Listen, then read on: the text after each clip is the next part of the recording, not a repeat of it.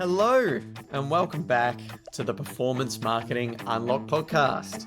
On this episode, we've got the entire editorial team in the house. Our editor, Robin Langford, news reporter, Reem Bakari, and premium content editor, Jyoti Rambai, join myself, Joseph Arthur, host of the Performance Marketing Unlocked podcast and multimedia editor here at PMW, to talk about two very big news stories and broader trends from the last 7 to 10 days. We first touch on Amazon and its sudden disappearance from Google shopping ads. And then we talk about the latest Advertising Association / WARC report and what it means for the future of ad spend and where investment might be going. We talk some comparisons with the latest IPA Bellwether as well. And we get a little off topic and have a bit of a general discussion about the state of the economy and advertising's place within it. So I invite you to sit back, relax, and enjoy this episode of the Performance Marketing Unlocked podcast.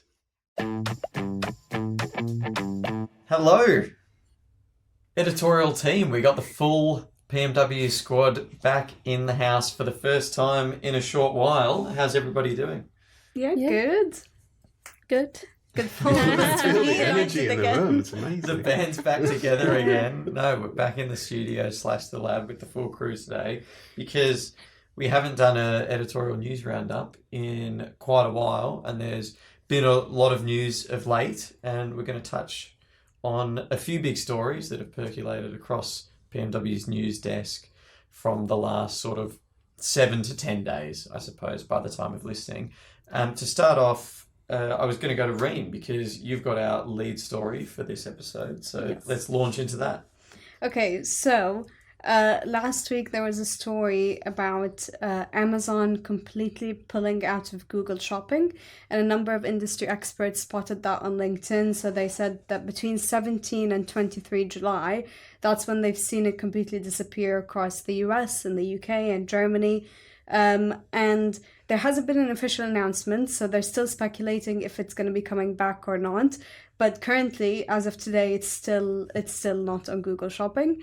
But it's worth noting that this isn't the first time that Amazon has done this. So they've done it before in 2020, where they've done a full pause, but they've come back. And then over the past year, they've had a few times where they've reduced how much they were on Google Shopping and then came back with higher investment. So I think it's more of a testing phase for them until they have like an official announcement. I don't think they're completely done with Google Shopping. And there's reasons for it. So some are saying that it's because they don't want to be spending money on competitors. Google is a big competitor, obviously. But also it's because they might be relying more on AI, where they'd be relying on it for product discovery rather than Google Shopping. For the first time in my entire career, one of my articles has ended up on a Reddit thread. This article is on a Reddit thread, and there's a lot of replies on it. And it's what's interesting is it's replies from sellers and third-party platforms that have been impacted by this decision. And some of them were saying that their CPC dropped, so their cost per click dropped by 5 to 12%. Some were saying that they gained impression share, they saw a boost in visibility. So it's impacting people in different ways. And I'm curious to see how much it would keep impacting them on the long term if Amazon just doesn't decide to come back to Google Shopping. A lot to digest there and take away, but the long and the short of it being, you picked up this thread off LinkedIn, as you said there. Yes. There's been no official announcement. So those LinkedIn commentators that sort of got a hit to this first, how did they figure that out? Where are they pulling all this data from? So there were 3 people who were the first to report on this on LinkedIn. Many people have since then. The first one was from Tinuit VP, who shared their own research. So it's a performance marketing firm. And they had a chart that was comparing Amazon, Temu, Shein, Walmart, and Target based on their own clients' data, anonymized data. And that's where it showed that Amazon had a huge drop, and some of them had more of a boost. Similarly, there was data from Mike Ryan from Smarter E-commerce, as well as their own personal data, and it was comparing the drop in Amazon across the UK, US, and Germany. So that was the confirmation that that was impacted internationally and not just in the US. Other than that, it's been other people just looking at their own client data and seeing it disappear from Amazon. Now, I want to get some thoughts from you, Robin, our editor, on this, because I know you've just got, I'd say, probably the strongest links to Amazon out of everyone here at the editorial team. And one thing I'm looking at, Andy Taylor, VP of Research at Tenuity, and he's the one who posted that on LinkedIn, that their own data with comparisons across Amazon, Temu, Shein. Amazon hit new 2025 highs in Google Shopping impression share during its Prime Day event. And it's just interesting that they've hit those highs and suddenly they've pulled back, not for the first time, in ad auctions on Google. So does this surprise anyone, or is this something we saw coming? What do we think internally this could mean for us? I think it's more that Amazon are worried about double paying now. They might feel that they are paying a rival, Google, for clicks and an audience that they might be getting elsewhere already, which is kind of what they might be feeling at this point. And as Reem pointed out, they've been doing this before. I think it's the longest period of time that they've been withdrawing from Google shopping ads. And I've experimented today. They are still not on there. You'll see stuff from Temu. You'll see stuff from everything else. I did a Labubu search just to see if that was showing up. And you can't get it anywhere, obviously, at the moment. But yeah, I think the sort of larger story here is perhaps the one we're seeing everywhere, which is the tectonic plates of search are shifting a little bit in terms, and when you've got the biggest shopping platform in the world withdrawing spend from the biggest search platform in the world, that does tell you something about where spend is going and what people think about. And then obviously, and Jyoti, you were talking just before we started about Rufus. I mean, agentic AI and agentic shopping is perhaps one of the biggest areas we are going to see that's going to disrupt the whole shopping experience quite soon. We're going to be having our own little agents saying, find me the best hotel deals, find me the best holiday deals, find me the perfect present for my sister that I can never buy something for. And we can send these little AI shopper agents ourselves to find out those things. And that's going to change the search landscape immeasurably. And I think, we're already seeing that with, you mentioned Rufus there. So Amazon has struck a deal with Condé Nast and Hearst. So these are publications so that Rufus can scrape content from their stories to answer customer queries. So it's basically another form of search, but in an e-commerce environment. I think it's done the same with the New Yorker, so it feels like that might be the way it's going. There's a really interesting trend where, just while we touch on AI here, that Rory Sutherland was talking about on a podcast I was listening to today, actually. And it's the idea that AI could come in and replace marketers, not in the way that they've been predicting. Advertising and marketing, pretty much, it's always brands and marketers and advertisers are trying to get themselves and their product in front of a consumer, and they're marketing directly to consumers. But if we find a world where consumers are using AI agents to sort of go out into the world and find things for them to purchase, and they're using these agents basically as their little personal shopping assistants, is there a world where all of a sudden we're marketing to AI instead of people? Well, I think this boils down to and I know we're diverging a little bit here, but how SEO is changing, because that means SEO in its current form will be a bit redundant. It's a whole new game. Has anyone heard of GEO yet? Yes. Yeah, and that's also the new term, generative engine optimization. And also AEO, which is answer engine optimization, I've heard also used. They're trying to make them all happen, but yeah. Well, they might all happen. It's a scary thought, but yes, certainly the changing search landscape, and Amazon, as they often are, they're very hip to new trends and challenges, and they're trying to stay ahead of the curve, I suppose.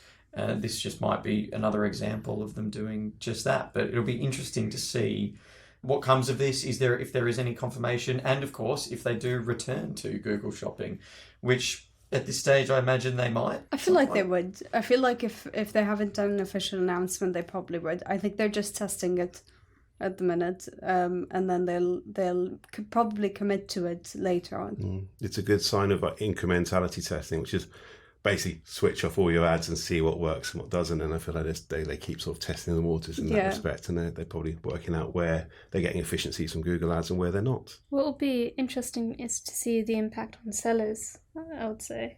Because small businesses particularly might be impacted. Because they're measuring it from their side, from Amazon's side, not necessarily from those small businesses or sellers. It's a lot for them to try and keep up with. But is there anything on Amazon before we move on? No, not from me. No, cool. Robin, you were going to mention the DSPs.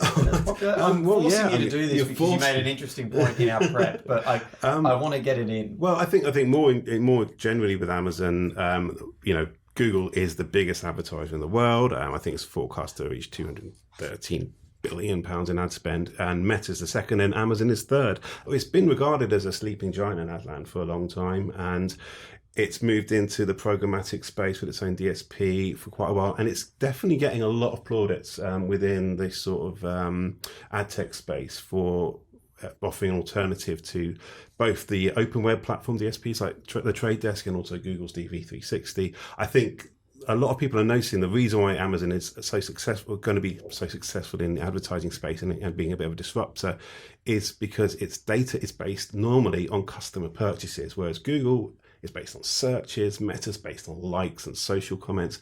What is a more fundamental performance metric than what you've spent your money on? I mean, you've literally parted with cash. I think Amazon owns so much data on that it's such an exciting proposition. So to have a DSP, to have a bidding platform for automation of buyers and sellers, that's why it's becoming a real sort of big player and making a lot of waves in the industry. Particularly like both the Trade Desk and Google are probably somewhat under threat from Amazon DSP. Having been the kings of e-commerce for so long, all of those that data and the years of data and abundance of data of what people are spending their money on is proving really useful. And also just look at Amazon's plays with Twitch and Prime Video. The one striking things about Prime Video is how much of its audience now is on the ad tier model compared to Netflix and Disney.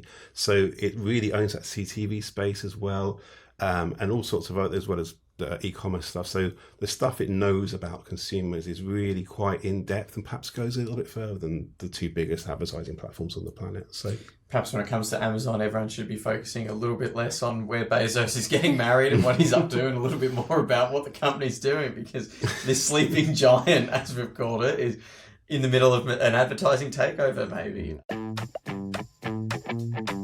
On that note, we'll pivot to talk about the latest Advertising Association / WARC report, the AA WARC report. Q1 of 2025 was published this week, and it revealed an 8% increase in UK ad spend, up to £9.8 billion to open the year. The first interesting takeaway from this, which I picked up immediately, is when you compare this to the data for Q1 2025 from the IPA Bellwether report. Obviously, the IPA Bellwether reported that retraction of 4.8% in advertising spend, whereas here we've seen a far less dire outcome, 8% growth. What do people make of it? What stood out?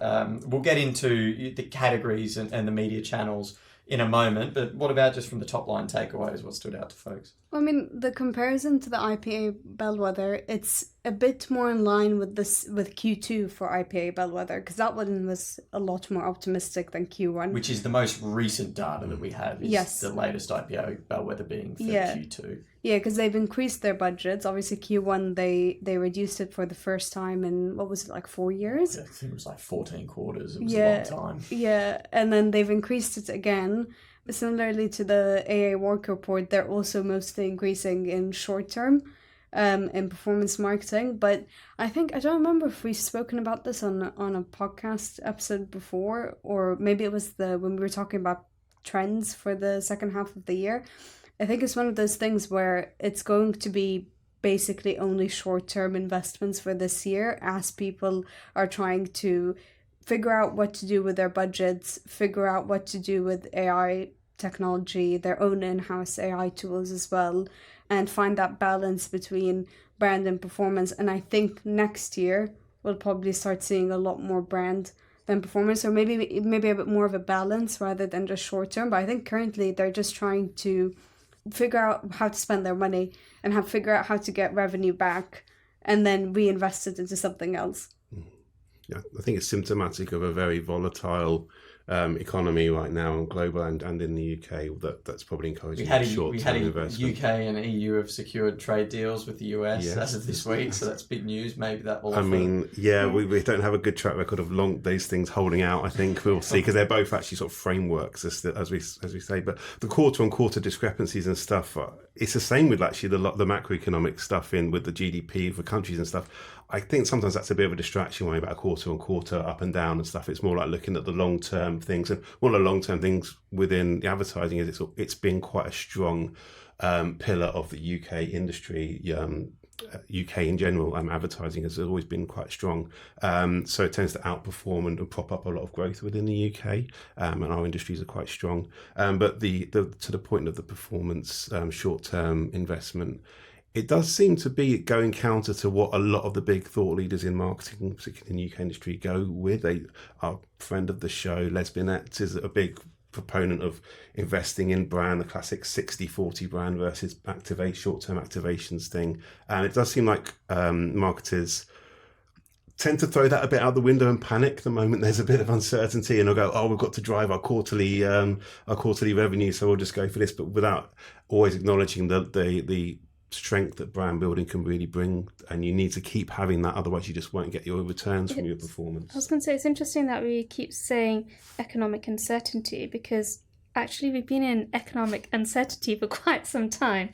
I mean, inflation's been going up and down. I know it's jumped recently as well, but we've had COVID, we've had the cost of living crisis. Before that we had Brexit. And we had Brexit. So I don't know if it's just an excuse, but I get, things are uncertain, but I feel like we're really in this sort of short-termism way of thinking at the moment, and that's definitely reflecting on what the data is showing. There are a couple of interesting things to take away from there. I like what you said, Robin, we're not getting caught up too much in the quarter-over-quarter change, because a lot of those things are down to seasonality and looking at the year-on-year changes and the broader long-term trends is probably more important. But the long-term trend across both the bellwethers and these AA WARC reports has been that performance marketing and these more short-term strategies, lower funnel strategies, have been propping up the broader advertising sector in the UK for quite a while now. In this latest report, it was search, which includes retail media in the AA WARC report, which is a very interesting way to categorise it, and online display, including social media, were sort of the biggest catalysts for growth on this occasion. That was the same at the end of last year as well. But the second takeaway that you mentioned, Robin, is in spite of this short-termism, as we're calling it, the advertising industry within the broader UK economy has been a bit of a bedrock for quite some time, and does seem a little less, it doesn't seem to be impacted as much by some of the economic challenges as other industries. Case in point being, Jyoti, as you mentioned, inflation shot up to 3.6% recently, which was a bit of an unexpected leap. And yet forecasts for GDPR growth in advertising for 2025 haven't changed in this latest report. They've been unchanged, and the forecasts for 2026 as well relatively the same. There's a couple of 0.2 percentage point difference, I believe, but very little change to this year's forecast and 2026 forecast when accounting for things like inflation. So talking about GDPR, it doesn't seem that people think that some of these macroeconomic uncertainties have all that much impact on advertising. Yeah, and also to your point, Robin, about it being a bit contradictory between what marketers are saying and what the data is showing. If you have a look at our IPA Bellwether reactions, or any of our reactions for these pieces on the websites, majority of the marketers that are responding to us are saying you need to balance performance with brand building or with long term, which is different to what the data is showing. But I think also, so I do the campaigns roundup for PMW, and based on what I've been seeing for the past few months, is there's been a lot more campaigns that are more full funnel as well. So a lot of them incorporate out of home, but then they're also doing social media clips as well, or they're doing, an app activation, they're exploring mobile gaming, and they're doing a campaign that covers all of these different areas to reach all of these different audiences. And I think we're going to see more of that. So they're going to be focusing on performance for that quick revenue, for those quick results, but also I think they are considering that So maybe brand building. on some of these reports, do they need to better allocate what is lower funnel investment versus full funnel investment? Perhaps the measurability of some of these traditionally performance channels means that investment in it, there might be a slightly more short-term outcomes element to these campaigns, but there's also a brand building element that goes by the wayside for reporting's sake. It doesn't get put in. And also now out of home, there's AI that can measure out of home. There's AI that can measure audio.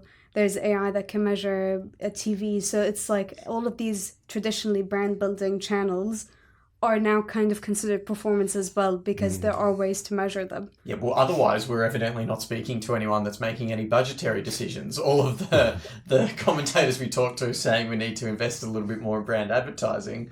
Well, what are they doing internally? Maybe they're not practicing what they preach. Yeah, but I mean, also in that walk, I don't know if I read it right, but I think another good performing sector was the cinema, wasn't Correct. it? Which is quite the up 19.2% year on year, which is the biggest growth across all of the channels that they measured was cinema. But it quoted films that like The Lion King, Mufasa. Was that a really big film? It totally passed me by. Well, I watched that. It's a really good film. Okay, great. But it was like all these great films that came out, and I wasn't really sure I'd seen many of them. But it's good for the cinema, obviously, because that sector has been struggling, especially post-COVID. So it's nice to see that. You haven't been going to the cinema, right, Rob? I haven't been, but there's a lot. You didn't catch Bridget Jones' Mad About the Boy or Captain America: I hear Brave it's very New good. World? No, I didn't. I didn't, unfortunately. Well, evidently those two have taken the cake to open the year, and then Mufasa, The Lion King, and Wicked, which came out at the end of 2024. Wicked was huge. Carried things through. I I thought think Wicked was a Broadway play. It is. It's West End play. Yeah, they turned it to a It movie. had Ariana Grande in and everything. It was massive. But In the West End play or in the movie? film. It's in the film. Oh, right. Yeah. Sorry, this is now just catching Joe up on. But yeah, on that was podcast. huge. I've seen it Rowan and I twice. haven't been going on enough cinema dates, evidently. There we go. Whereas That's Josie and Reem must be It's a doing new really well. sideshow. Joe and Robin go to the movies. But yes, apart from getting sidetracked, it's a good point about how we define those things. And actually another friend of the brand, Dr. Grace Kite and Tom Roach, have talked about lots of littles. And the idea now that marketing isn't just about, in the old days, you'd buy a print ad, you'd buy an out-of-home thing, you'd buy a 30-second TV slot, and that was it. But now you've got to think about it, not just social media, you've got to think about Instagram, Pinterest, Snap, TikTok. What's your different strategies across all of those? It's, as someone defined it, I can't remember what their name was now, but a brilliant person said it's like hand-to-hand marketing now. You've really got to think back to having a bit of everything, and it's not just about that one big beautiful campaign. The omni-channel approach. That's what. And so maybe it's harder to measure whether that's brand or performance. And the big picture is that those two things are colliding. As you said, Reem, I think we'll be measuring more aspects of brand marketing over time to make it. So what actually is happening is performance becoming brand, or is brand becoming performance? Who knows? There's just an increasing grey area between the lower funnel and upper funnel. And the influence of AI and just other innovative technologies. And we were talking about this with Mike Follett about how attention in itself as a metrics really boomed over the last 12 to 18 months, and that brings the funnel closer and closer together. Well, So I was going to say as well, and things that were traditionally considered below the line are now sort of either coming above the line or getting more attention. Like retail media, for example, is one that everyone's talking about this year.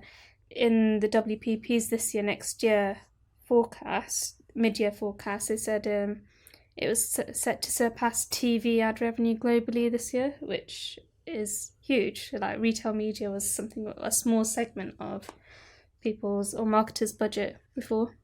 retail media is a weird one, because before we finish up, we should talk about it. In this specific AA WARC report, I've been covering this for a little while now, and retail media was never traditionally sort of isolated in that growth in investment wasn't measured, or it wasn't at least published within the report how much of it was retail media. It now is, which is great. That's a step in the right direction. But search includes retail media.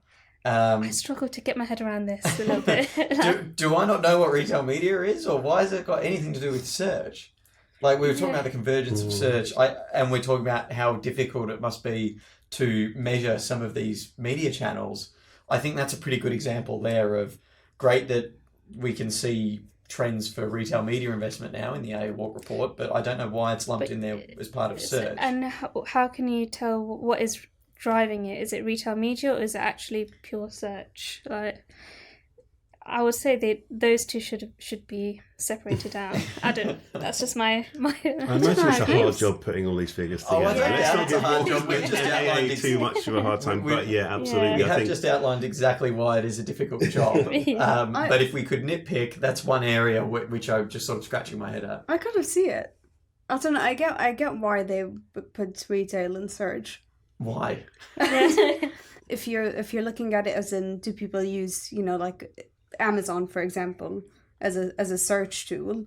I'm pretty sure a lot of people go on Amazon and search, random trends they've seen, random like ideas of things that they want, and Amazon brings that to them. Like, I think they've taken at the narrow idea of retail media network specifically rather than retail media largely, which is like shopper marketing, which is the cardboard you see there's outside a very Tesco. Physical element to retail media. So there's a broad and narrower definition. I think it's a bit like with performance marketing, whether you see it as paid for performance or what you measure kind of more broadly. So I think you're both right, I think, but it's a good point though, because it's a bit like PPC or something. If you're using Amazon or Walmart as a place to search for a product, then you get results returned, and it is a similar experience to just a pure search ad, I suppose. Yeah.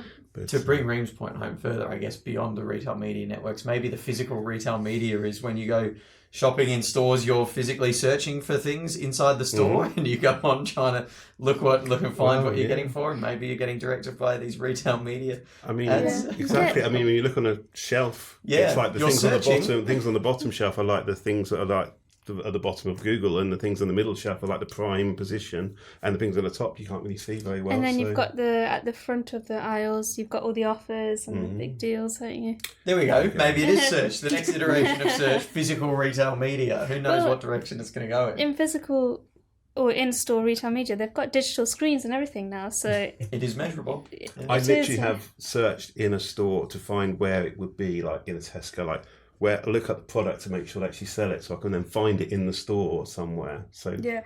Also, loyalty programs for like Sainsbury's, for example, that give you discounts on the app, and then you go to store and you search which items are discounted based on what you've seen on the app. There you go. So now I've done that. Well, you're very cute into your Sainsbury's. I mean, I've got a Holland & Barrett membership. I don't know if they let you do that. I'll have to look into it. You get personalised offers with Holland & Barrett as well. Do I? Yeah, you get them through onto your email. I've got discounts. I've got to sign in for all these things. I have my Tesco Club card, and I walk around Tesco seeing what's discounted. That's pretty much all I use, and I know I've got a Holland & Barrett account. But there we go. Evidently, I've got a lot to learn, as well as many other shoppers. But either way, the macroeconomic, as well as the sort of the UK economic landscape, continues to wreak havoc on where ad spend is going, and yet the sector persists in growth. So we remain ever so cautiously optimistic, which we can't really get away without saying when we're talking about these reports. Before I let you all go, anything we'd like to add finally? No. I think we've already spoken too much. Yeah. Thanks for joining me, everybody. A pleasure having the full squad in the house as always. We'll see you all next time. Great. Thanks, Joe. Thank you. And that concludes this episode of the Performance Marketing Unlocked podcast. A big thank you to my guests this week, all of my editorial colleagues, Reem Macari, Jyoti Rambai, and Robin Langford, for joining me for that discussion at length about Amazon and its place as the sleeping giant of the advertising industry. And of course, the macroeconomic and domestic economic trends that are influencing the UK advertising industry and where investment might be headed over the next quarter, 12 months, 18 months, and beyond. An insightful discussion with Team PMW as always. Of course, a big thank you to you, the loyal listener, for tuning in each and every week as you do. We will be back in a week's time with another episode of the Performance Marketing Unlocked podcast. Don't forget, if you haven't already, subscribe to the show on your podcast platform of choice and give us some love across the website, YouTube, and LinkedIn, where we regularly post full episodes of the show, video episodes as well, and some fun little clips from episodes. In the meantime, have an amazing week, and you'll be hearing from me again very shortly. Bye for now.